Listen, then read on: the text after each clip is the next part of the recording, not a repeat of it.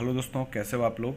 अभी हम लोग डेल्टा का SMPS EDPS 190 AP के ऊपर काम कर रहे हैं। इसके ऊपर काफ़ी सारे वीडियोज आएंगे, हर सेक्शन के ऊपर बात करेंगे क्योंकि अपने आप में बहुत ही इंटरेस्टिंग SMPS है। और ये भले ही 190 वाट का हो, लेकिन उसके अंदर हर वो फीचर है जो आपको 4000 वाट का SMPS के अंदर देखने के लिए मिलता है।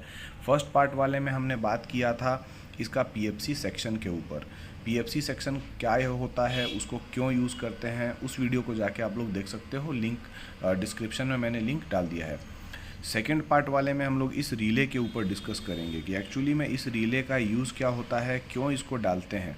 तो सबसे पहले देखिए, इसका जो बैक साइड है यहाँ पे ये इसका रिले कंट्रोलिंग वाला सेक्शन है, जो कि कुछ इस तरीके से है। यहाँ पे एक IC दिया गया है, कुछ छोटे छोटे SMD कंपोनेंट्स हैं जिसका मैंने सर्किट डायग्राम ड्रॉ किया है और इसी के ऊपर अभी हम लोग डिस्कस करेंगे। सबसे पहले आप ये जान लीजिए कि यहाँ पे हमारा ये ब्रिज रेक्टिफायर होता है जो कि हर SMPS में आपको देखने के लिए मिलेगा। उसके बाद में ये मेन कैपेसिटर होता है। अब जब भी आप SMPS को पावर ऑन करोगे तो अचानक से वो बहुत ही ज़्यादा करंट ड्रॉ करता है। अगर मान लो कि ऐसे ऐसे SMPS रैक में लगे हुए हैं जहाँ पे 50-60 SMPS हैं, तो जैसे ही वो ऑन होगा तो इतना ज़्यादा इनरस करंट का फ्लो होगा कि आपका जो सर्किट ब्रेकर है वो फॉल हो जाएगा। वो कभी मतलब उसको आप ऑन जल्दी नहीं कर पाओगे, 2-3 बार 4 बार ऐसे करने से वो ऑन होगा। लेकिन इस चीज़ को प्रिवेंट करने के लिए यहाँ पे NTC दिया जाता है। NTC का काम होता है करंट को लिमिट करना, और उसके साथ में यहाँ पे पैरेलल में एक NO रिले का यूज़ किया जाता है। ये नॉर्मली ओपन रहता है। अब होता क्या है, जैसे ही आप सप्लाई दोगे तो सबसे पहले जो भी आपका करंट का फ्लो है वो NTC से होता हुआ इस कैपेसिटर को चार्ज करता है। तो यहाँ पे करंट का फ्लो रिड्यूस हो गया। लेकिन जब पावर कंजप्शन बढ़ेगा, जैसे 190 वाट या फिर 200 वाट या 5000 वाट जो भी हो, तो ये NTC यहाँ पे सर्वाइव नहीं करेगा, ये हीट होगा, जिसके वजह से आपका जो SMPS है उसका एफिशिएंसी रिड्यूस हो जाता है। तो हम लोग एक्चुअली में करते क्या हैं कि जैसे ही हमारा कैपेसिटर चार्ज होता है कुछ लिमिट पे, जैसे अभी 230 या 240 वोल्ट पे जैसे ही वो चार्ज हो जाएगा, तो यहाँ पे हमारा ये जो सर्किट है, कंट्रोल सर्किट, उसको सेंस करता है और उसी बेसिस पे इस रिले को वो ऑन कर देता है। रिले ऑन हो गया तो NTC क्या है, बाईपास हो जाएगा। तो यहाँ पे डायरेक्ट जो है वो रिले से करंट फ्लो होता हुआ हमारे डायोड से होता हुआ कैपेसिटर पे चला जाता है। तो ये कैसे ऑपरेट करता है, अभी हम लोग उसी को देखने वाले हैं। सबसे पहले तो यहाँ पे एक ऑपरेशनल एम्पलीफायर या कंपैरेटर IC का यूज़ किया जाता है। इसका काम होता है दो वोल्टेज लेवल के बीच कंपेयर करना। तो यहाँ पे आप देखिए कि ये फर्स्ट वाला इसका आउटपुट पॉइंट है, सेकंड वाला जो है वो इन्वर्टिंग पॉइंट है, थर्ड वाला इसका नॉन इन्वर्टिंग पॉइंट है। तो इन्वर्टिंग वाला पॉइंट है, वहाँ पे हम लोग वोल्टेज रेफरेंस देते हैं, यानी कि इसका वोल्टेज लेवल हाई है तो आउटपुट हमारा हमेशा लो रहेगा। और यहाँ पे हम लोग एक वोल्टेज डिवाइडर का फॉर्मेशन करते हैं। यहाँ पे हमने 3 ठो रेसिस्टर डाला है।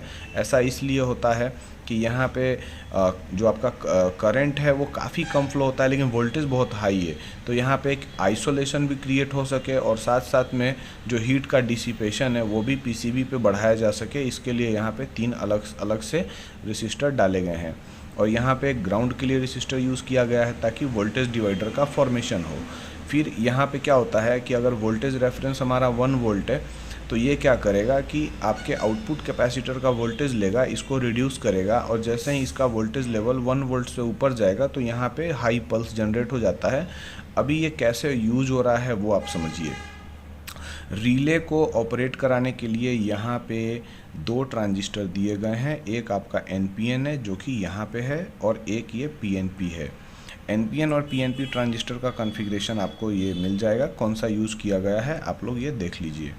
अब सबसे पहले क्या होता है कि हमारा जो आउटपुट वोल्टेज है इसका उसने IC ने मॉनिटर किया, और यहाँ पे जो आउटपुट हमारा जनरेट हुआ है वो 15K का रेसिस्टर से होता हुआ, डायोड का रेसिस्टर से होता हुआ, यहाँ पे कुछ एक तरीके से आप कह सकते हो कंपनसेशन के लिए एक डायोड का यूज़ किया गया है, और यहाँ पे एक 10K का रेसिस्टर का यूज़ किया गया है।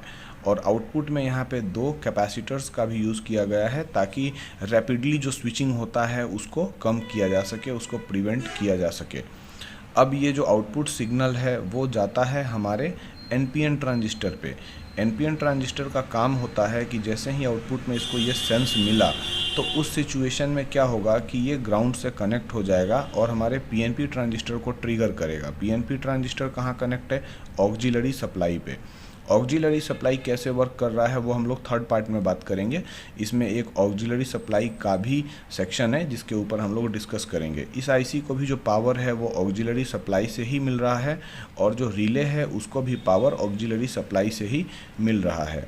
तो यहाँ पे आप देखिए, जैसे ही हमारा ये वाला ट्रांजिस्टर ऑन हुआ तो उसने इस रिले को ऑन कर दिया है। यहाँ पे एक फ्लाईबैक डायोड डाला गया है ताकि रिले जब भी आपका ऑफ स्टेट में ऑन से ऑफ में जाएगा तो यहाँ पे हाई वोल्टेज स्पाइक जनरेट होते हैं जिससे ये ट्रांजिस्टर डैमेज हो सकता है, ये आईसी डैमेज हो सकता है। और यहाँ पे देखिए वोल्टेज रेफरेंस के लिए TL431 का यूज़ किया गया है और ये भी ऑक्सिलरी पावर सप्लाई से ही पावर लेता है।